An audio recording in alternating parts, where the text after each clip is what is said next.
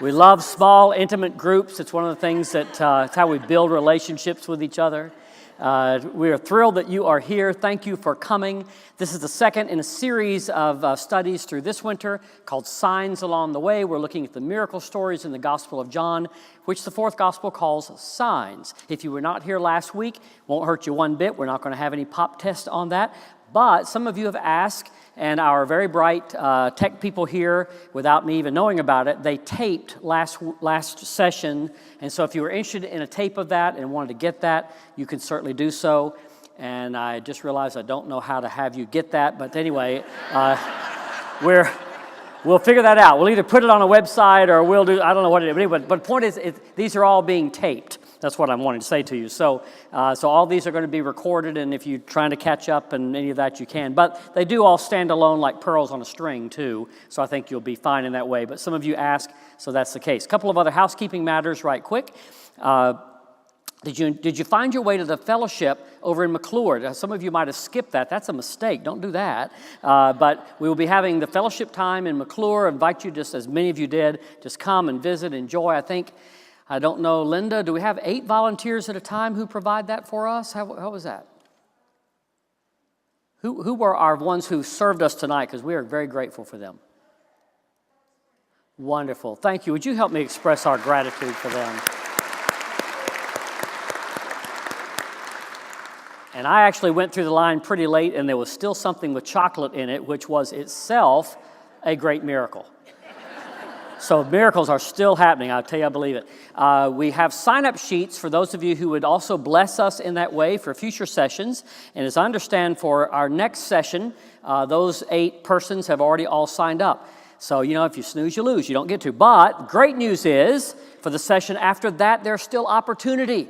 So if you'll act quickly, you'll have an opportunity, and we certainly want you to. And Linda will be the keeper of the list, and Linda, the list will be in McClure, right? So after we're done, if you'd be willing to sign up for a future session and say, I'll bring something that's really good and fattening and good for us, so that would be great. I suppose we will accept diet and low-cal things too, but we especially like things that are not good for us. So if you'll think of that in mind and sign up for that if you'd be willing to, that would be great. How many of you received the email letting you know that we had moved our location yet one more time? So many of you did. So we have an email list that we have that's just for this winter Bible study that just helps us to communicate with you because, as you know, if you've been around this a while, we are always moving on you. So, for instance, this is every other Monday night except for this week, which next time it's only every third Monday night.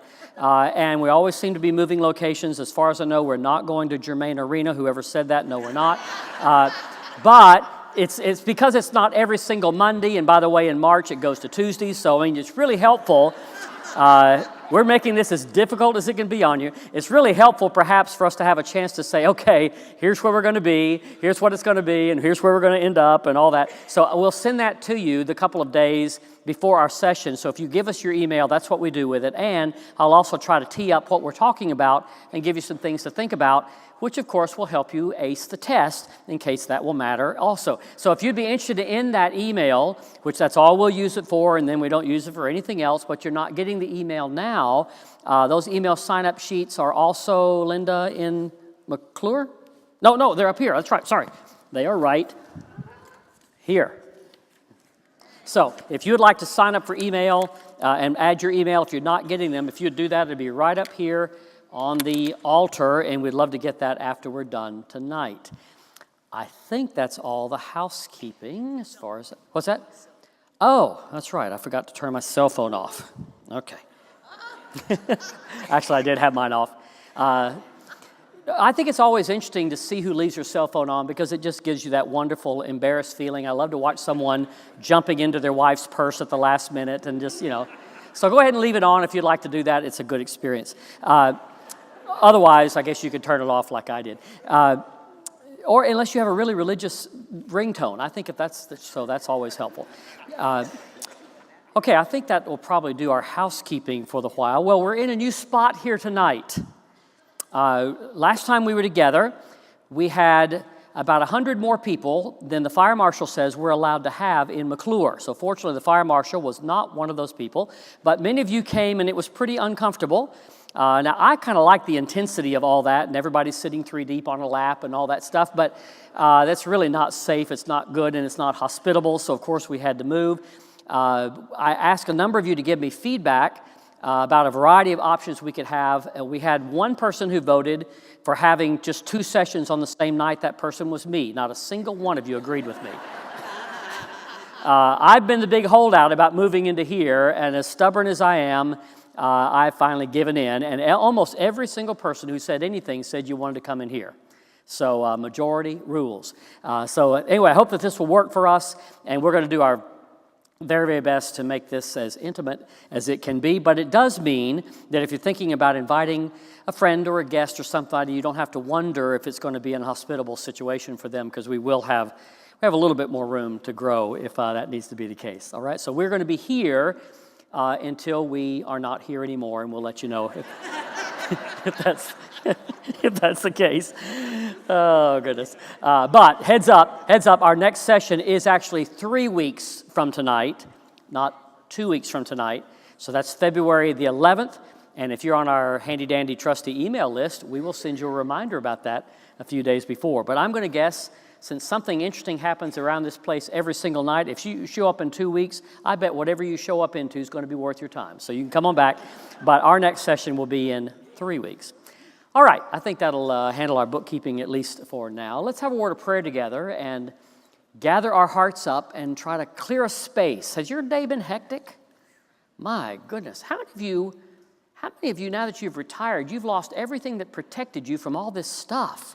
You know, I was saying to one of my good friends tonight, I feel like in our community it's a cruise ship on land. I mean, there's something all the time, and anyway, so we all have a lot going on. You have to-do lists that are not finished.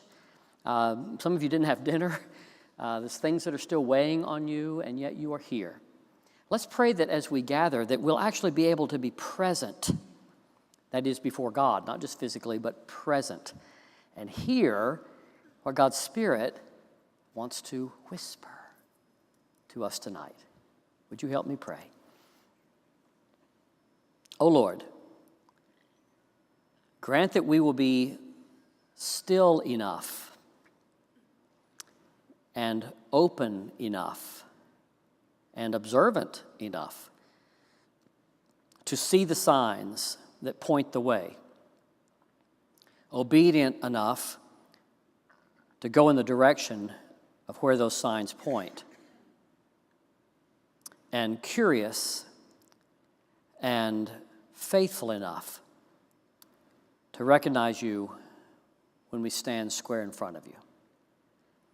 Grant, O Lord, that as we attend to your word, as we open its pages, that it will open us in new and fresh ways. And I pray specifically, O Lord, tonight, for the person who is here underneath the veneer of what they present, for the person who's here, wide open before you, you know it, that they're in a really raw, tender, desperate, frightened, uncertain place tonight. They're at the end of the rope. And I pray that they will have a sense that their presence here tonight is no accident, but an appointment with you. Thank you, O Lord, that they said yes to your invitation. So now we're listening together as you speak. In Jesus' name we pray. Amen. All right. So we are looking at the signs, which is what the fourth gospel calls the miracle stories. That word miracle isn't used, but the miracle stories would be what Matthew, Mark, and Luke would call them in the fourth gospel. Only one of which, by way of review, only one of these signs, they're all found in the first 12 chapters of the Gospel of John. Only one of these signs is even recorded in the other 3 gospels. We're going to look at that one in a few weeks. But all the others are very unique. Even they're watershed moments in the fourth gospel, but they're unique to this gospel. So what's wonderful about this is not only how John presents it, where they're kind of windows that point to something else, but they're fairly unique stories in almost every case that you don't find anywhere else. And so it gives us a feel for how John is trying to communicate, because again, all the gospels are just like the epistles of Paul. They were all written from a pastor thinking about a particular church or set of churches, trying to address things within those church and people that the author loved, inspired by the Holy Spirit, but trying to shape and pick from all the stories about Jesus that they could pick from. This collection or selection and the ordering of the stories, as guided by the Spirit, was also designed to weave a story and to kind of guide and shape the hearers. So each gospel was received by different sets of churches, and the reason they're different, among other reasons, is they're different audiences. So you don't get the impression that they're epistles. It's not written up like Paul to the churches of Galatia, but actually all the gospels are written just that way. So the Gospel of John is written to a set of community churches. Many people think those churches were probably in the Ephesus, what we call Turkey, area. That may have been Asia Minor, where most of these churches might have been, is the thought. But anyway, there were some issues that were unique to them. So we're looking at these particular signs, which he calls, again, signs instead of miracles, because they point to something. And tonight, we're at the second of 6 that we're going to look at during these 6 different sessions, healing the ruler or the royal official's son, which is found in John chapter 4, 46 to 54. We looked at the water turned into wine last week at the wedding of Cana. And so what's interesting about these first 2 stories is that they both occur in Cana of Galilee. How many of you have been to Israel and you've been to Cana? Okay. Wow, I hope you didn't go at the same time, because it's a one-horse town. It's not very big. But it's like Nazareth, and very similar to Nazareth, 8 miles away. It's just a small little village area in Galilee. But 2 of the miracles that he's recording here, signs, both happened in Cana. And what's interesting, too, about these first 2 is that when you get to the other 4, we're going to see this in a moment, all the other 4, you have the sign that is the miracle, and then it launches into a discourse or some extended conversation by Jesus about that sign. We'll see that when we gather next time. But these first 2 are told fairly simply. So there's not a lot of discourse that comes after it and dialogue. It's just sort of the stories told, much like in the other Gospels. And yet, I would submit that the elaboration on them is what happens in between them.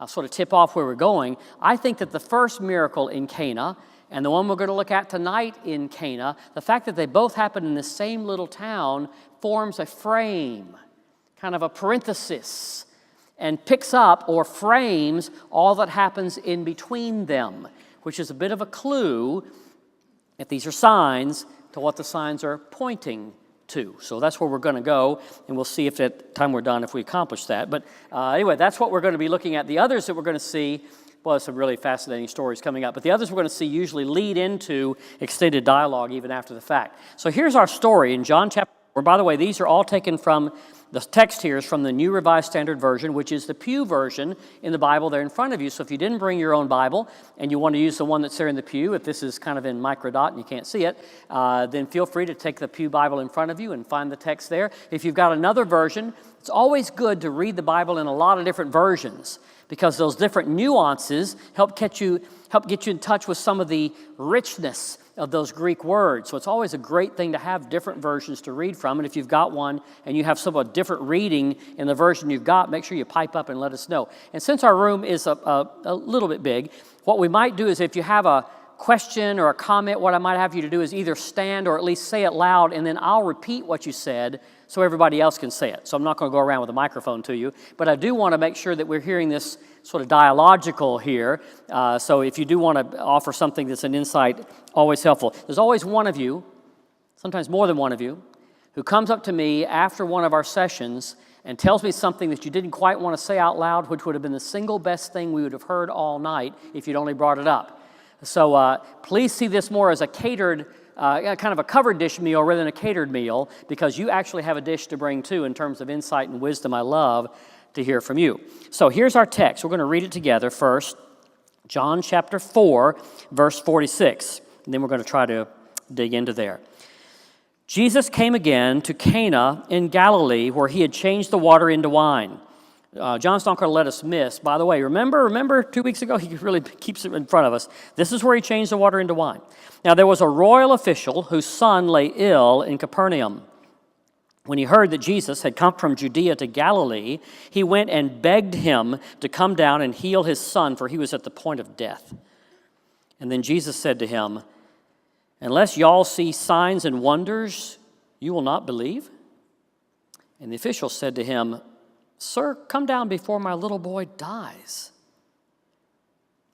Jesus said to him, "Go, your son lives."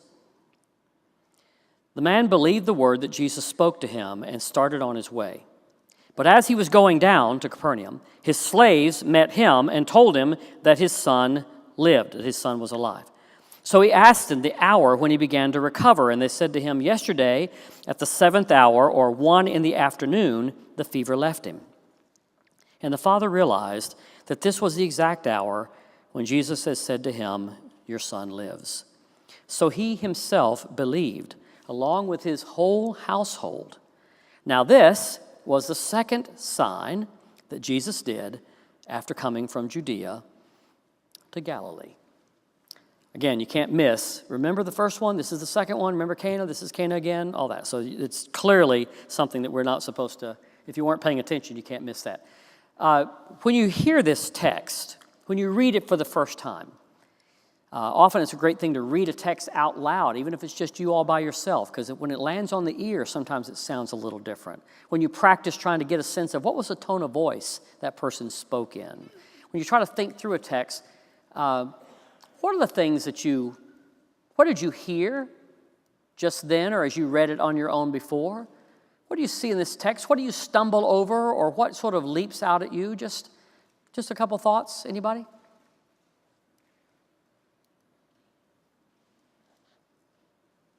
Yes, ma'am. The man believed that Jesus could heal his son. Yeah. He had faith in him that he could do that. Yeah, the royal official believed so much that he believed that Jesus could do it. He didn't say, "No, Jesus, you need to come with me because I want to make sure this really happened," right? He goes back home with nothing more than the word of Jesus that it was going to happen, right? What else? What did you notice? Yeah.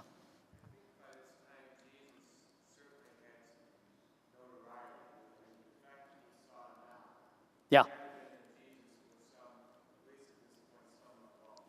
Right. Yes, both from the miracle at Cana. We also know in between that time he'd gone down to Jerusalem a couple times. He'd done some signs there. Also in Samaria, it's beginning to be kind of a thing now. So by the time he comes back to Cana, of course, it's back to the same little town. You'd think they'd forgotten the water into wine thing, but even though not many people knew, the servants for sure. But yeah, there was beginning to be some real notoriety, enough so that this royal official in Capernaum, 20 miles away, had heard about him and knew he was back in town from having been down south. Okay, good, that's right. Yes, ma'am.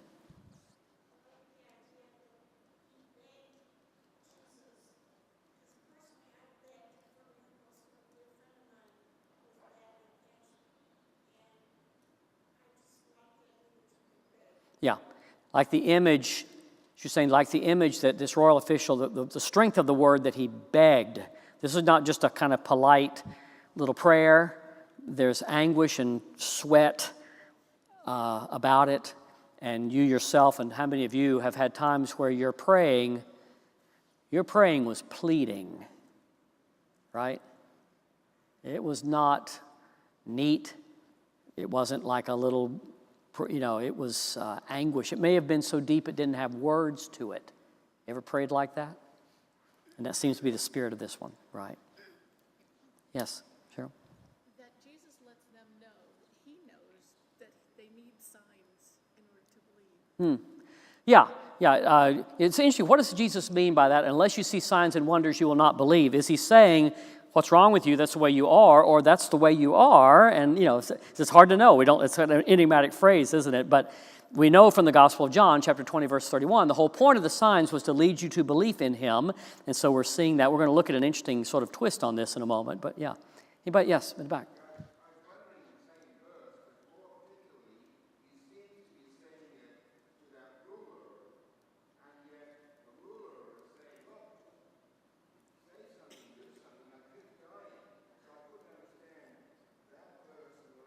Yeah, it's interesting. Yeah, Jesus says, except for signs and beliefs, you won't, which seems to be a bit of a pushback, and yet it's a disconnect because the ruler keeps pushing right through that, saying, but please.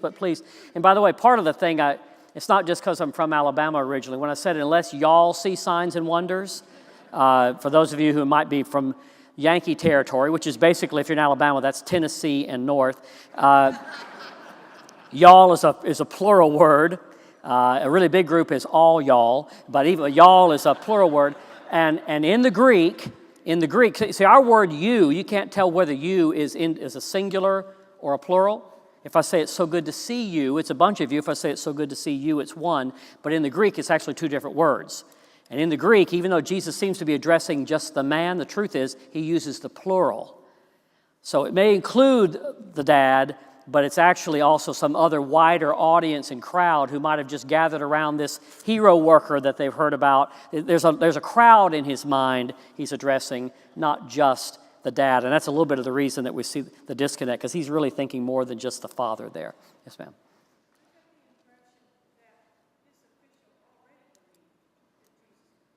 Yeah, the impression that maybe this official was already sort of on the way to belief at least. This may have strengthened it, but that's right. Yeah, he wouldn't have asked and he wouldn't have come a long way. It wasn't like Jesus was going through Capernaum.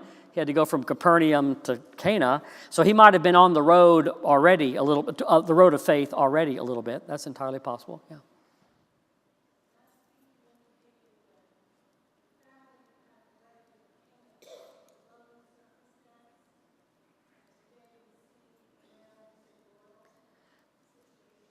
Mm-hmm. Yeah. Well, there's a great insight. There's a difference between the first miracle at Cana and this one. The first one was probably a pretty impoverished family trying to do their one big moment in life. This is actually a very well-to-do person, which just says that the things that we think count don't really count. We think those are big differences between people, and God just doesn't really even see them at all because people are people. That's right. There's kind of a difference there. Yeah, a good point. Well, yeah. Yeah, so the question was, she was noticing the difference between the family that Jesus turned the water into wine in that first miracle in John chapter 2 was probably a more peasant kind of family, and that's the reason the crisis, their one big moment in life, and they ran out of wine. But this is actually a very wealthy person, this royal person. It's just a difference between the characters in the two stories that she was observing, which is a contrast, right? Yeah. Yeah, in both of them, actually. The first case, he just sort of said, dip the water up, and then he was kind of gone from the wedding before, and he was sort of from a distance. And this one was from a distance, too. But, by the time they find out the miracle was done, they're already way back on the road back home, and it's not with Jesus right there. Now, as we get further, they're not there anymore, but as I said last time, these miracles or signs have a crescendo effect. So the later ones, we're going to see it's much more present. Jesus is right there. He's involved in all kind of ways. But these first two are a little bit more arm's distance, almost coming from a distance, aren't they? And they both have that in common. Just one more, and we'll have to, yeah. Well, I don't know if this man was wearing a Timex watch or what, but did realize that the son's life was saved, was preserved at the very hour he Right. asked Christ. That's right. It's interesting to me in these first 4 chapters of John. Jesus talked about in the first lesson last time, woman, he says, dear woman, to his mom, it isn't my hour. It's all about his hour. But if you read through the first 4 chapters of the Gospel of John, so many of the passages have what time of day it was. So hour in the sense of clock time. Jesus is answering hour in terms of destiny time. But there's so many times like this one. It happened at 1 o'clock. Or the woman at the well. It was at 12 o'clock. Or Nathanael and the early disciples. They said, where are you staying? And it was 10 o'clock at night. So it's interesting how many times it's time-stamped. But that's sort of to say, that's how we think those times matter a lot. They don't really. Jesus is not wound by that clock. He has another clock. But you're right, they're very much aware. They're dating it right on it because it's just no accident that it was, and it helped encourage that man's faith. Okay, so you picked up on a number of the things that I think are really important. Let's just explore a few of those a little bit more. This royal official, he's called a basilikos. You ever heard of the word basilica? Right? When you hear the word basilica, what does it make you think about? A church, right. Because most churches, if you think of a rectangular building with an entrance there and a kind of a raised platform where you could put a pulpit or something with an aisle down the middle, does that sound like a lot of churches you've been in? right? And so whether it's St. Peter's or some other little country church, that's a basilica. And the reason it's called that is because we actually got the word from the Roman architecture, because the Romans had, when they would have a government official who would be ruling, like, the county magistrate kind of thing, their buildings for that was where the royal official did the royal work or the judge's work from the government. You came into the basilica because the word basilica means royal, has to do with royalty. And so the basilica, you'd come in, it had these aisles, and it would and because that's where trading would be going on back and forth, and there's someone up here kind of at a pulpit making judgments. Think of it like going to court. Well, when Christianity became the official religion of the Roman Empire, they began to just sort of take over that architecture when they could now officially come out of the catacombs and build buildings. And they used the same kind of architecture, except instead of it being a judge at the pulpit, it was a preacher or a table. But they used the same kind of thing. And so it began to be called still, they just continued to call it the basilica. But actually it came from a more Greco-Roman world. And so this basilikos is actually a royal official. Now, who was the king? I know Pilate, the Romans and all that, they're actually officially occupying the land, but there was a king, a puppet king, serving under the Romans, but there was a king at the time. Anybody know his name? Herod. King Herod. Jesus would appear before him, before he, in that kangaroo court last night, between him and Pilate and all that. King Herod. And this official, this basilikos, is one of the king's men. He's a government employee. Now, how do you think what do the people think about Herod? You think he was beloved? No, he was not. Herod wasn't even Jewish.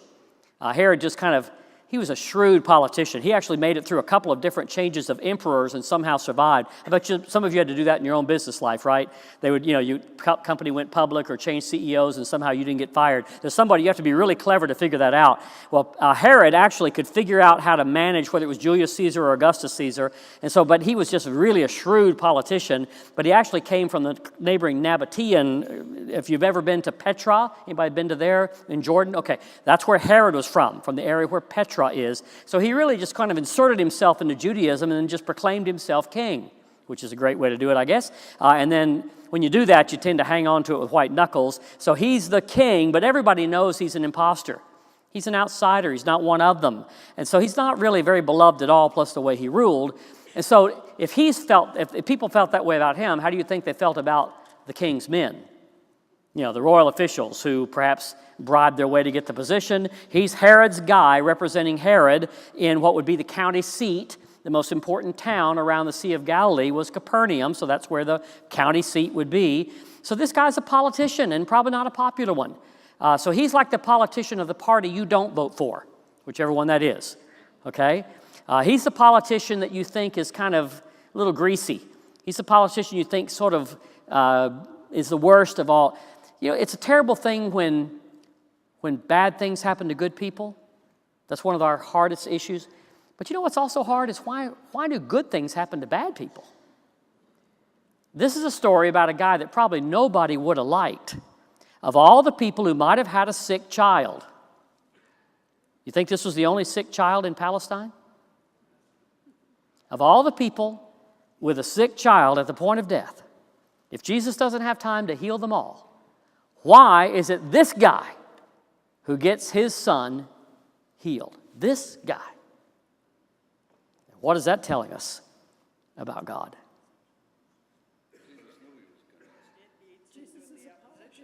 Yeah. I got a lot of interesting insights. Yeah, okay, good. So, but think about that for a minute. Just Martin Niemöller, before World War II, struggling against Nazi Germany, and he's a Lutheran pastor, and he said, it took him a long time to realize that God is not the enemy of my enemy. I keep wanting to create God after my own image instead of being created after God's. I keep wanting God to like what I like and like the people I like and like the kind of music I like and whatever. And God is a lot bigger than that. If God be God, then I'm always going to be lagging behind. And if I'm going to obey him, then I'm going to have to keep figuring out how to catch up, right? So God's mercy and grace is flagrant and mysterious, and sometimes makes us scratch our head. And why is it that some people just prosper and seem to be blessed, and why does this guy get his prayers answered? Now, there's a lot about this guy, I think, to love, all the things that we're going to talk about in a minute, but the truth is, of all the people, I mean, wouldn't you heal one of the apostles' kids or something, at least a Jewish rabbi? Why a basilicos? And yet but I think we've already pointed out, for one, he's wealthy, and for some people, that'd even be a reason not to do it. Go send your kid overseas to the doctor in Germany, the rest of us don't have anybody. Why does a person who's already got it all get more? You could imagine that. If you're poor, imagine how that would feel. If you feel oppressed, and especially these people have kind of sold themselves out to the Romans, why does that person get a healing? My goodness. He's a basilicos. Interesting. He's stationed at Capernaum. Now, a little bit of Bible Geography 101. This is the Sea of Galilee. It looks a lot like Vermont. It's about the same size. So the Mediterranean Sea is over here on the left, and the Sea of Galilee is the little body of water at the top. It's 13 miles long and 8 miles wide. They call it a sea because there's not much water over there. We would call it a lake, or in Texas we'd call it a pond. But anyway, but it's a pretty big deal because it is at least fresh water. And that's even better in an area that didn't have that much fresh water. So you really love having that much fresh water. That's really great. So they called it a sea. The other big body of water is the Dead Sea. They're connected by the Jordan River. The Dead Sea is the lowest place on earth, 1,700 feet below sea level, but it's salt water, or actually all kind of chemicals, because there's no water that flows out of it. It only evaporates up, and all the minerals tend to stay, and it's hence the Dead Sea. Nothing can grow there. But the Sea of Galilee was actually fresh water, fed both by springs and even by the Jordan River trickling in from the top. So it was full of fish and life, and all the life around it. Of course, you could make a living on the Sea of Galilee. So that's a very rich, wonderful part of the world, and that is in this little area of Palestine. That's in the northern section. Jerusalem, the capital, is in the southern section, just up from the Dead Sea. There's a mountain ridge that goes from that Jordan River and where those pieces of water are, between that and the coast, there's a mountain ridge up the middle. And so Jerusalem is about 2,200 feet above sea level. So it's about 3,500 feet above the Dead Sea, which is 1,700 feet below sea level. But that's even somewhat true around Galilee. Nazareth and Cana are about 1,400 feet above sea level. But the Sea of Galilee is 700 feet below sea level. So when this royal official decided to leave Capernaum and get up to Cana, probably walk up to visit Jesus in Cana, in addition to going 20 miles, he has to also go up 2,000 feet. So this was not an easy trek. Those of you who have met someone tonight who ran a half marathon recently, easy for you. But for the rest of us, not easy. So anyway, that's the Sea of Galilee. Focusing in on a little bit closer, you can see the cities here. Cana, right there in the middle, can you see that? Cana sat right on an important trade road from Ptolemais or Akko on the sea coast. It went right through Cana up into the mountains, and then went over to the Sea of Galilee, and then right below, right about where Tiberias is, it took a northern turn up to Magdala and then to Capernaum. So when you went from Cana to Capernaum, you did it like an L. You continued on that road down to about the middle of the Sea of Galilee, and then you went up the western side of it to Capernaum. There wasn't a direct road right between the two. In fact, here's the road. If you were just about halfway between Cana and Capernaum, just looking north, the road would sort of go, not like there's a road there now, but the path would be, see the mountains that are in the distance there? That's the higher ridge, and it's coming down that way, and if you sort of get a sense of the land, it's moving down toward the Sea of Galilee, which again is 700 feet below sea level, and that's the direction of going back to Capernaum. But this ruler actually comes from Capernaum up into the hill country where Cana and Nazareth is to see Jesus. So that's the direction that he's going in terms of where he's headed here. But the main thing about this man, I think, that our connection for him, I think, is this. He is, when you strip away that he's a royal official and however he got to that position, when you strip away that he lives in Capernaum, he's a human being. He's a dad in particular. He's got a young, how old is the son? I don't know, it doesn't say. The impression is he's fairly young. The word that's used is often used for either baby or through kind of young son, not 27 years old.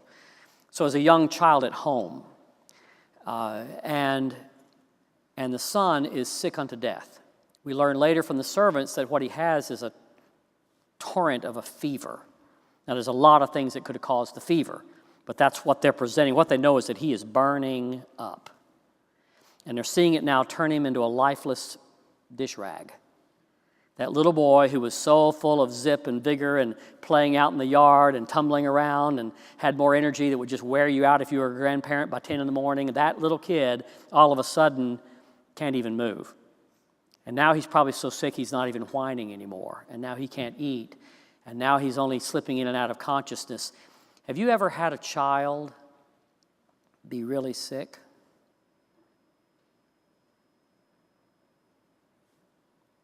Have you ever had a child or a friend who's had a child or a grandchild where it got so sick that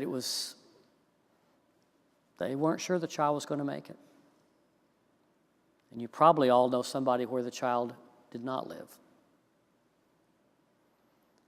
If you've been there or if you've been close enough to somebody who's been there, would you put yourself in that place for a moment?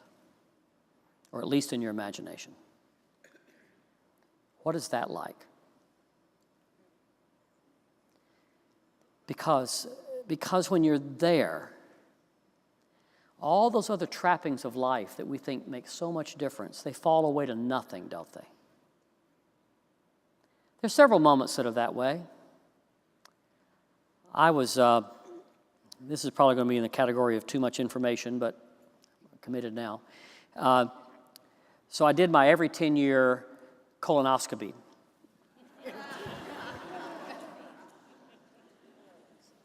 Amazing how fast a decade goes by.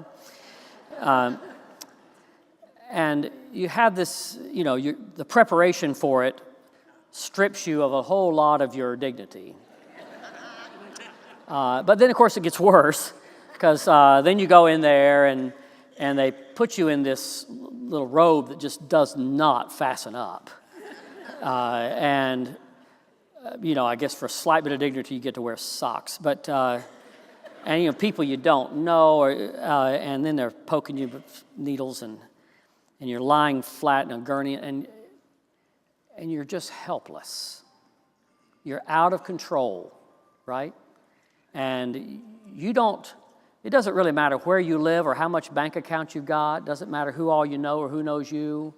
It doesn't matter if you can bench press 500 pounds. None of that matters because all of a sudden you're just reduced to your really raw, vulnerable humanity.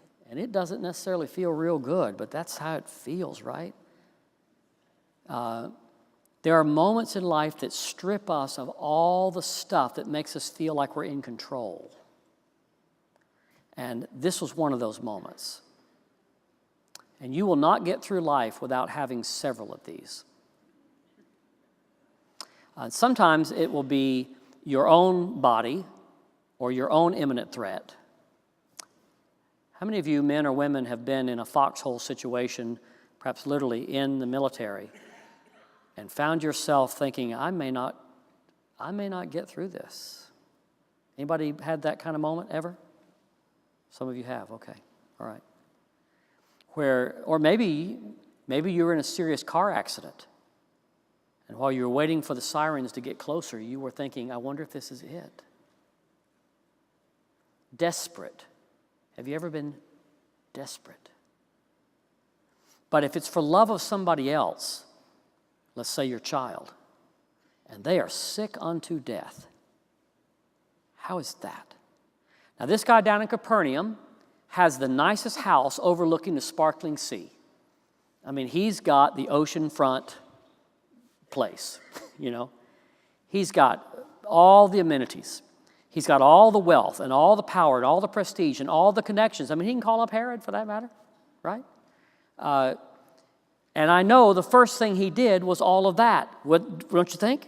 The first thing he did is he got the very best doctors and the very best pharmacists, and now around his son's bedside are all these test tubes and vials of prescriptions and all that, and all these doctors out in the waiting room. And now they stand as mute testimony that even all of that he can assemble that nobody else can, it hasn't done it either.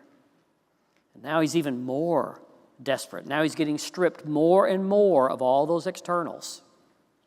And his son is getting worse. And he can tell, maybe the doctors told him, I don't know if he's going to make it. And somewhere along the line, we don't know how, either he heard about or maybe one of his servants said, Sir, I know it's gotten, would you be open to kind of an unusual alternative? I've known of people who would never in their saner minds have prayed to the televangelist and got one of those prayer towels, but they'd already tried everything else. They would never have gone to the foreign country to try something that wasn't FDA approved, but they'd already tried everything else. And there comes a point where you are desperate, right? That's where this guy is. And my hunch is it may have been one of his servants who said, I heard about a guy. I was at a wedding, or, I don't know.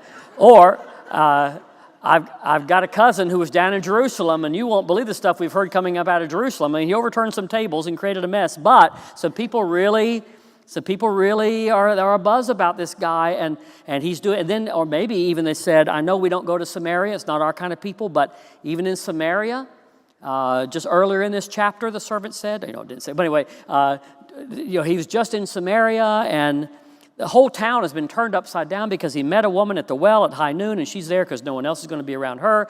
And he points out to her that he knows her better than she knows herself. She's nervous about it because in the Old Testament, the place, kind of the Match.com of the Bible was at the well. That's where you met future spouses. Read all those Old Testament stories. So this woman's been through this. She's been to the well a lot of times, and now all of a sudden there's another guy talking to her at a well. She's thinking, oh, no. But, of course, he's not interested in any of that. She's been married 5 times. The person she's with now is not her husband, which she thinks he doesn't know, but he does. And they began, by the way, this John 4:18, where that text is, you've had 5 husbands, and the man you're with now is not your husband. There's a man whose daughter was getting married, and he wanted her to read on her wedding night 1 John 4:18, which says, there is no fear in love because perfect love casts out fear. That's what he wanted her to read. But the person at the hotel never heard of a 1 John, so he just said, your dad said read John 4:18. So the young couple gets there, they open up the Gideon Bible, and it says, you're not married, you've had 5 husbands, and the one you're with now is not your husband. So there is a 1 John, there's a regular John. But the point is, this is a scandalous kind of story, and Jesus is there talking with her about where the real water of life comes from, and she just drops her pail. After a little bit of arguing about how you worship and where you worship, she drops her pail and runs back into the city and says, I've just met a guy who's told me everything I've ever done. And, of course, there are probably a few guys in town that went, uh-oh. But the town came out to meet this guy. And then they began to meet Jesus. And by the time he left that Samaritan village, many of the Samaritans believed in him, not only because of what the woman, who was the first evangelist in the gospel, not only because of what the woman said, but because of what they heard from him. And by the way, what's interesting about those Samaritans, they believed and they didn't have a sign, right? He didn't turn her well water into wine. They didn't have any miracle. They just believed because they heard him and met him. It's actually a more pure belief than he was finding anywhere else yet. Maybe even that story had gotten back. But the point is, someone said to this guy, if you've got just one more card to play, maybe this better be your card. There's a guy up in Cana. He's come back to where he's come back to Cana. He's from Nazareth, but he's come back to Cana. And I think if you just ask him. And so the guy gets up. I don't know what time of day it was. Doesn't matter, right? He gets up and he makes that 2,000, elevation climb, and he gets all the way up until he gets to Cana, and he gets to Jesus, and as you pointed out already, he begs. How long had it been since this royal official had begged? You think? For some people, it's the way they had to get through every single day. Not this guy. I wonder sometimes whether in the goodness and stern mercy of God, if we are reduced to a place that reminds us that we're like everybody else, and that only the anguish and angst and agony of the heart is the crucible to refine our prayers.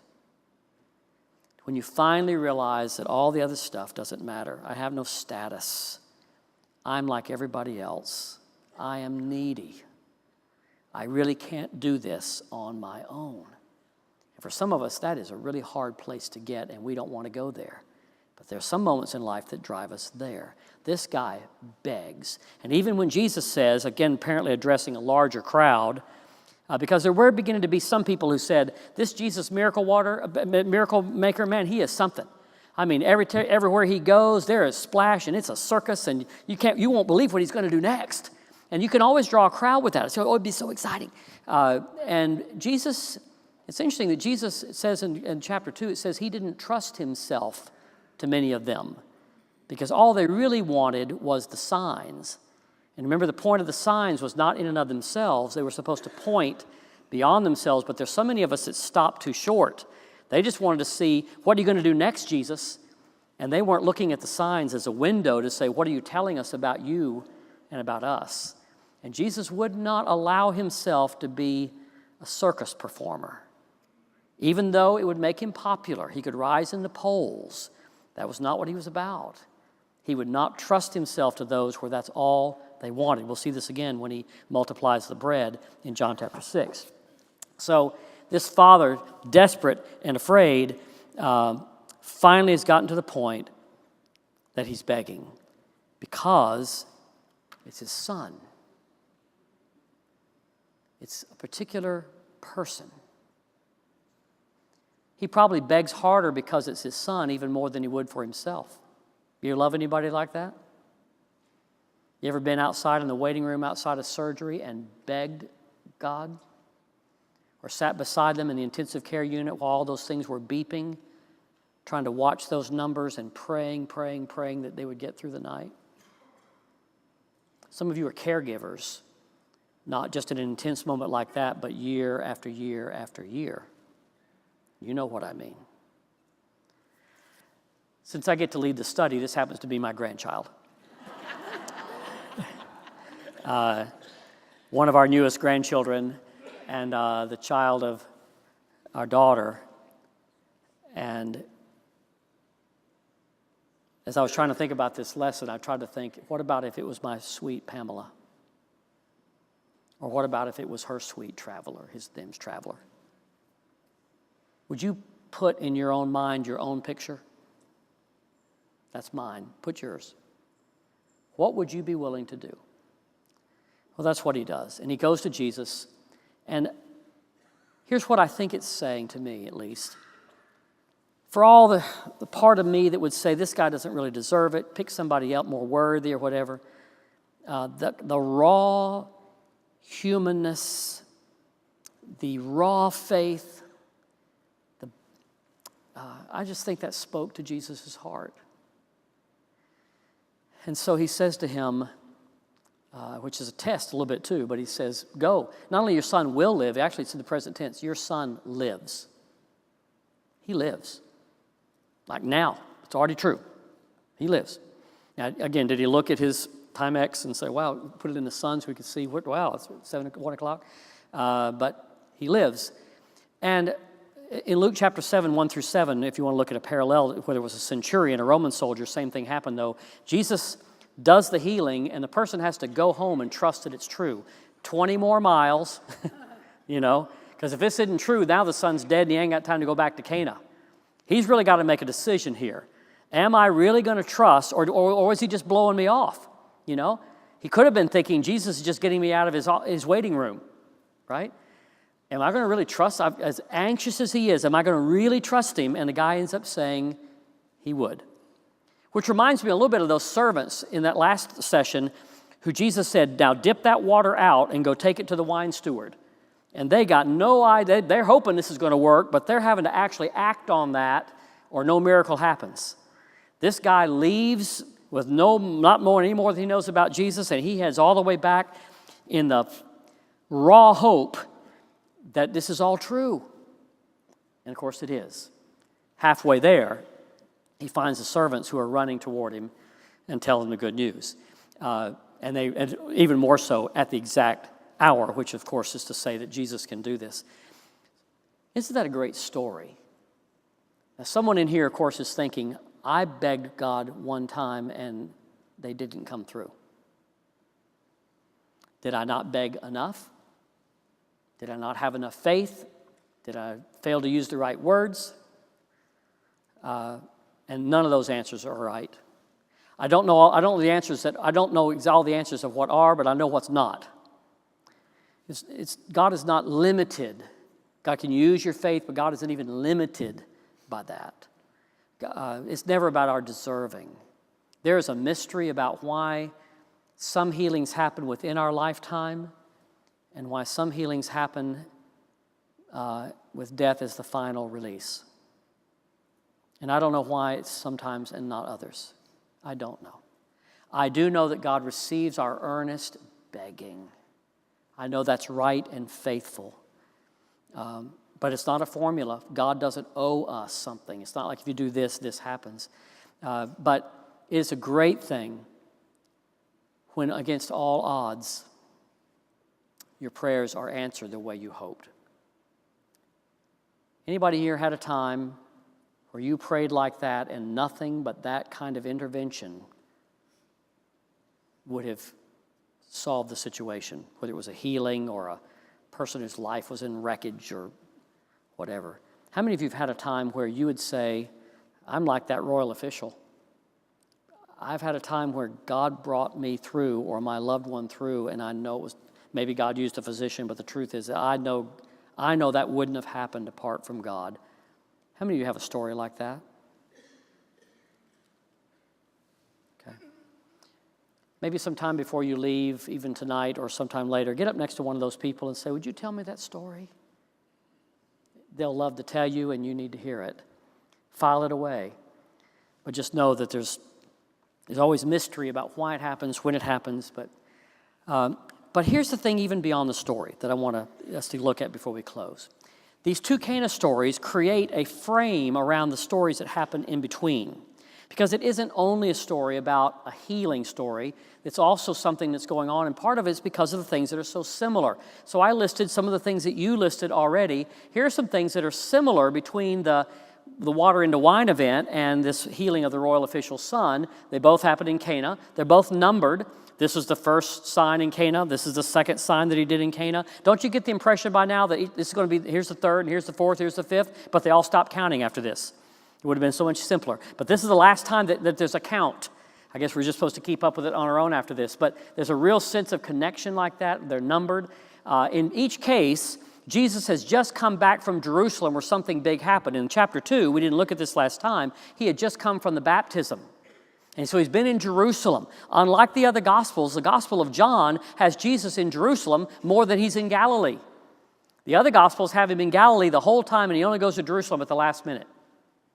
The Gospel of John has no less than 3 different Passovers, which only happens once a year. There's at least 3 Passovers where it's told, chapter 2, chapter 6, and chapter 13, where he went during Passover. That's when you hear that Jesus had a 3-year ministry. That's where they get that from. He may have been more Passovers than that, but that's where we get 3 from, because it was at least 3. There was 3 Passovers. But in addition to the Passovers, he goes to in chapter 8, he goes to another one of the feasts, and the Feast of Tabernacles. And so he's going there a lot, and he's there for the baptism. And even between this, he'd gone back down again to Jerusalem and had just come back again to Cana. So it's almost like Jerusalem is the home base, is the way it looks when you read the Gospel of John. There's a big event that's happened in Jerusalem, and here's what happened in Jerusalem.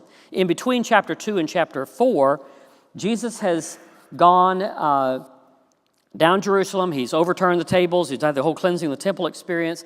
While there, Nicodemus came. Remember the Nicodemus story, chapter 3? Nicodemus comes and says, wow, these signs that you're doing, it's amazing to us. How can I be born again, born anew, born from above, have life? And Jesus says you've got to be born again, born anew, again, born from above, literally. And like so often in the Gospels, Nicodemus takes that literally. How do I get back in my mother's womb? And Jesus said, no. You're missing. I'm talking symbol language here. You've got to be born by both water and the Spirit. And so anyway, that all happens. It's all about how do you come to real life. The next thing that happens as he's then wandering from Jerusalem back up through Samaria, he has the encounter with the woman at the well. And the whole story there is about where is this water of life that if I could find it, I wouldn't have to come here to draw anymore. And Jesus says, I'm standing right here in front of you. I am the life. With both Nicodemus and with the woman at the well, it's a story about, though they're not miracles, but they're narratives about how do you find real life. But those are the big events in Jerusalem. In both cases, there's an urgent interruption. Jesus seems to be doing something else, and these things interrupt into him. Most important thing that I think from that is, I can't tell how many times I've started out the day. Connie and I often start the day, okay, what are we going to do today? At the end of the day, we say, well, how was your day? And it almost has nothing to do with what we thought it was going to be. Do you have that happen? And rather than that being frustrating, we're trying to learn how to say, you know what? All those things that made their way in were in fact God's great purpose for us and probably the best single reason we woke up today. So instead of being frustrated about my agenda being circumvented, it might have been the way that God guided me to God's agenda. Because both of these experiences were interruptions in Jesus' to-do list. They were both performed out of sight. By the time we get to the other miracles, they're going to be in plain sight, but these two are more out of sight, probably because he's trying to hold back a little bit. Both required some obedient faith without any evidence or proof it was going to really work, but they had to act on it, and the sign led to belief, which of course was very important. But the point I think of all this framing is to say, the context here is to say that Jesus, now in the culmination with this rich ruler's son, Jesus is the source of life. So it's not just about a healing. That's the end of a 4-chapter narrative, which is all about Jesus is life. If you're going to have real life, not just eternal life, but abundant life. In other words, life not just measured by years, but life measured by depth. Life measured by significance, by ripples of influence, life measured by your relationships with God and with those that you love and who love you, not measured by portfolio and accomplishments and resume stuff. If you're really going to find life, you'll find it only in and through Jesus Christ. In his teaching, in his signs, in his personhood, by believing, trusting, having a relationship with him. And he's encountering, both in the miracle stories, but also Nicodemus and the woman at the well, he's encountering people, and in every case, he's trying to help them find life. This is what we're trying to point you to. Now, this is important because in the last verse of the gospel, when John says, I could have told you a lot of stories, but the ones I picked were because I believed that these stories would cause you to believe in Jesus, and believing that you would find what? Life in his name. The Roman official's son is healed. But what that's telling us, the sign that it's pointing to, is you can trust Jesus to give life. He's the life giver. If it's back from the brink of death or back from the brink of birth, for every single one of us, he is the life giver. There is no other life but in him. And I think that's what this Cana package or framing is trying to tell us. If you're seeking or digging for life somewhere else, you'll find something maybe momentary, but it'll let you down. All the other things that we chase around, they'll let you down. And at the end of the day, they're all going to get stripped away. A hurricane will do it. A stock market crash will do it. A lump where there wasn't a lump before will do it. The death of someone dear and close to you, or 9/11 will do it. So if we haven't found our life anchored in something more permanent, we're going to be building our castles on the sand. Where are you finding your life? Only one place, right? And that's why all of you are here. It's what you already know. That's why we're here. I am so grateful. I am so grateful to be in a room of people who are finding life in Jesus Christ. Next time, we're going to look at a miracle that is one of the most fascinating stories in the fourth gospel. Can't wait to talk about it with you. Again, really unlikely. And here's a trivia question. What is the longest single recorded illness in the entire Bible? Who suffered the longest from an illness in the entire Bible? The answer, in 3 weeks.